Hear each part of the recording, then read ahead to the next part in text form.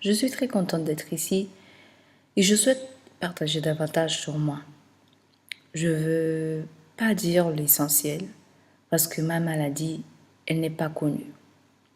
Je suis née avec une maladie très très rare. Seulement 2 personnes dans le monde entier l'ont eu et j'inclus moi-même. Donc, cette maladie ne me permet pas de prendre du poids. Oui, c'est ça même. Je peux manger ce que je veux à l'heure que je veux et même comme ça, je ne prendrai pas du poids. Au mois de mars, je vais fêter mes 25 ans et je n'ai pas pris plus de 29 kilos.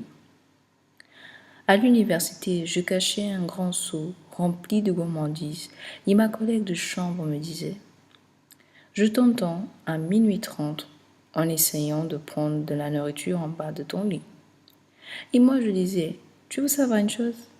Moi je peux le faire parce que cette maladie me le permet. » Il y a un côté positif dans cette maladie, d'être déformée du visage, d'être petite. Beaucoup de gens pensent, mais comment pouvez-vous dire qu'il y a des avantages lorsque vous voyez seulement à travers un œil?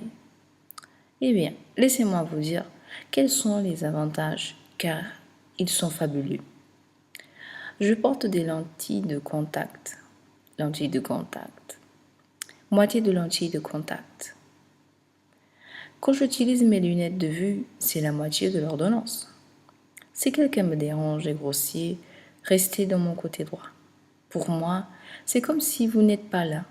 Je n'arrive pas à savoir si vous êtes là. Maintenant, même si je me tourne de l'autre côté de la salle, je ne vais pas savoir ce qu'il y a de l'autre côté. Aussi, parce que je suis petite, j'ai vraiment envie de participer, d'être bénévole dans les surveillants du poids, ou dans une salle de gym et dire « Salut Lise » et je serai votre programme.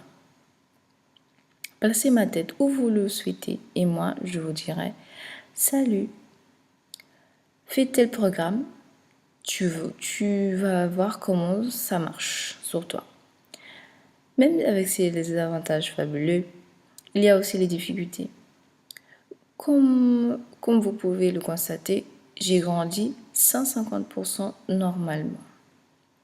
Quand je suis née, mes parents, quand je suis née, les médecins ont dit à ma mère, votre fille n'a aucun liquide amniotique autour d'elle. Alors, quand je suis née, cela a été un miracle. Lorsque j'ai crié, les médecins ont dit à mes parents, nous voulons vous avertir. N'attendez pas que votre fille marche, qu'elle va à 4 pattes, qu'elle pense ou qu'elle arrive à faire quoi que ce soit seule. Maintenant, autant que parent, pour la première fois, vous pouvez penser que mes parents ont dit « Oh non, mais pourquoi? Pourquoi notre première fille a eu tous ces problèmes inconnus ?» Mais ce n'était pas cela qu'ils ont fait. La première chose qu'ils ont dit au médecin, ça a été « Nous voulons la voir. Et nous l'amènerons à la maison et nous allons l'aimer et prendre soin d'elle avec le meilleur que nous pouvons l'offrir. » Et ça a été ça qu'ils ont fait. Je crois que tout ce que je fais dans ma vie par rapport à mes parents, et mon père il est ici avec moi et ma mère à la maison en train de regarder. Alors, je vais même dire coucou maman. Elle est en train de se rétablir d'une opération. Et elle est la colle qui tient toute la maison au lit. Elle nous donne la force en me montrant ce qu'elle traverse. Beaucoup de choses. Mais elle a un esprit de guerrière. Et elle m'a transmis cela. Je suis fière parce que j'arrive à être devant des personnes et leur dire, vous voulez savoir une chose? J'ai une vie vraiment difficile, mais ça va aller, ça va aller. C'est effrayant parfois, c'est difficile. Et une des plus grandes choses que j'ai dû savoir faire face pendant mon enfance, et je suis sûre que tout le monde ici présent a déjà dû faire face. Il y a quelqu'un ici qui veut essayer. Ça commence par un B. Garçon, boys. Non, bowling. Je sais ce que vous êtes en train de penser. Et je devrais, mais pourtant, je ne peux pas m'asseoir avec eux. Faire face à cet harcèlement, comme je l'ai dit, mais j'ai été créée, élevée plutôt normalement. Et quand j'ai commencé, pour moi, j'étais quelqu'un de normal, comme tous les autres. Quand j'ai commencé à la garderie, pour moi, je ne me voyais pas différent des autres. Quand j'ai eu mes 5 ans, là, j'ai eu un choc. Je suis allée à l'école, cette première année de l'école, et j'étais prête pour moi, j'étais bien focalisée. J'avais mon sac à dos, il était plus grand que moi, et j'ai vu une petite fille qui m'a regardée et a commencé à rigoler. Elle me regardait comme si j'étais un monstre, comme si j'étais la pire chose qu'elle avait déjà vue dans toute sa vie. Ma première réaction, c'est de penser qu'elle a été méchante. Je suis un enfant drôle et elle n'a pas compris ça, alors je vais aller jouer. Avec les jeux ou avec les garçons. Pour moi, je croyais que la journée allait s'améliorer, mais ça s'est empiré. Les enfants ne voulaient pas se mélanger avec moi. Et je n'ai pas pu comprendre pourquoi. Je n'ai rien fait. Pourquoi je ne les ai rien fait? Et dans ma tête, j'étais un enfant bien. Donc je suis rentrée. Et j'ai demandé à mes parents, qu'est-ce qui n'allait pas avec moi? Qu'est-ce que j'ai fait? Ils se sont assis avec moi, ils ont dit, Lise, tu es unique. Tu as cette maladie, mais cette maladie ne définit pas qui tu es. Ils m'ont dit, lève ta tête, va à l'école, souris et continue. Continue à être à toi-même et après les gens vont voir. Alors c'est ça exactement ça que j'ai fait. Je veux que vous pensiez maintenant. Quels sont les mots qui vous définissent? Qui êtes-vous? D'où venez-vous? Quel est votre bagage? Et vos amis? Qu'est-ce qui vous définit en tant que personne? J'ai mis du temps pour découvrir qui j'étais. Pendant beaucoup de temps, je croyais que ce qui me définissait en tant que personne, c'était mon apparence extérieure. Je croyais que mes petites jambes, mes petits bras, mon petit visage étaient moches. Je croyais que j'étais un monstre. Je maïssais. Je me réveillais le matin pour aller à l'école.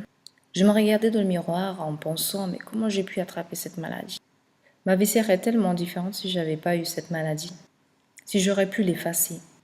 Je pouvais être comme tous les autres enfants. J'aurais pas besoin d'acheter des vêtements qui sont écrits Dora l'exploratrice.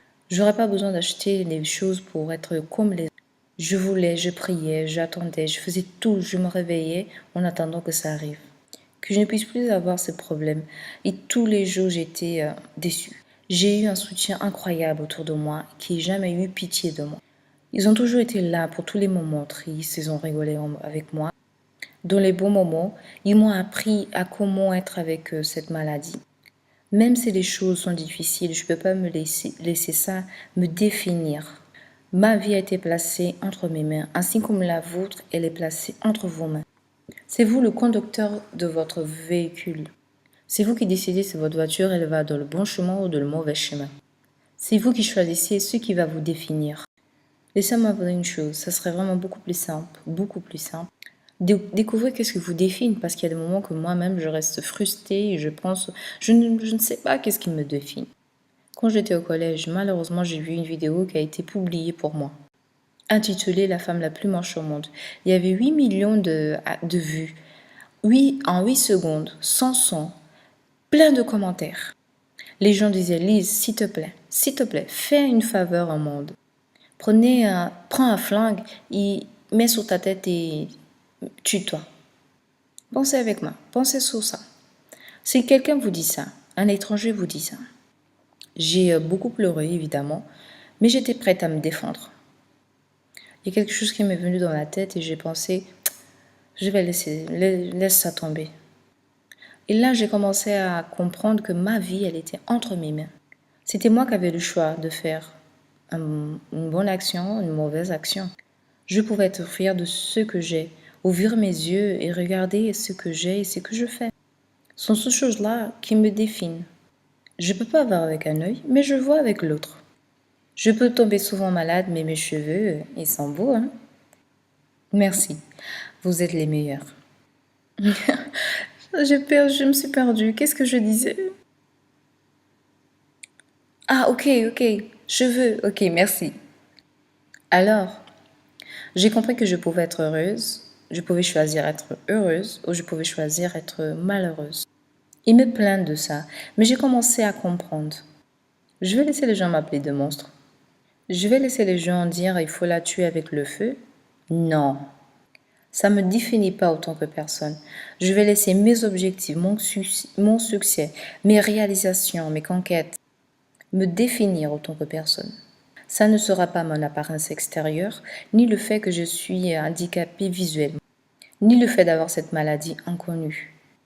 Donc là, je me suis dit, je vais travailler, je vais faire ce que je peux pour devenir quelqu'un de meilleur.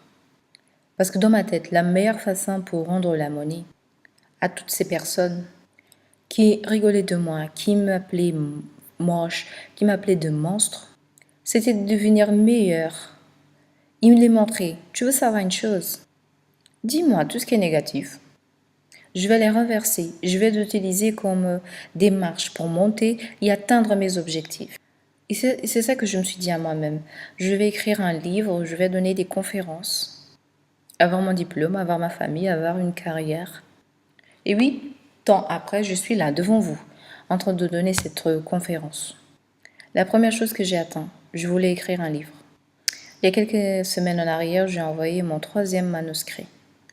Je voulais avoir mon diplôme à l'université et je viens de terminer l'université.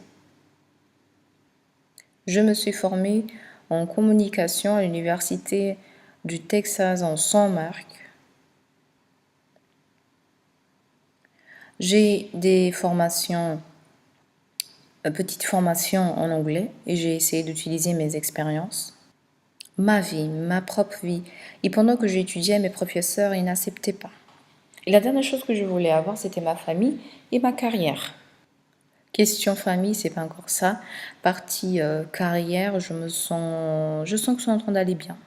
Considérant le fait que quand j'ai pris la décision de donner des conférences, je suis allée à la maison. J'ai pris l'ordinateur, j'ai tapé sur Google comment donner des conférences. Je ne rigole pas. Je travaille pour ça. J'utilise les gens qui me disent que je ne peux pas pour me motiver. J'utilise cette négativité comme une étincelle pour aller de l'avant. Essayez. Essayez. Utilisez cette négativité qu'il y a dans votre vie pour devenir meilleur. Et je vous garantis que vous allez vaincre. Maintenant, je veux terminer avec une question. Je veux que vous sortiez d'ici et que vous pensiez qu'est-ce que vous définit autant que personne. Mais souvenez-vous, le courage, il commence ici. Merci.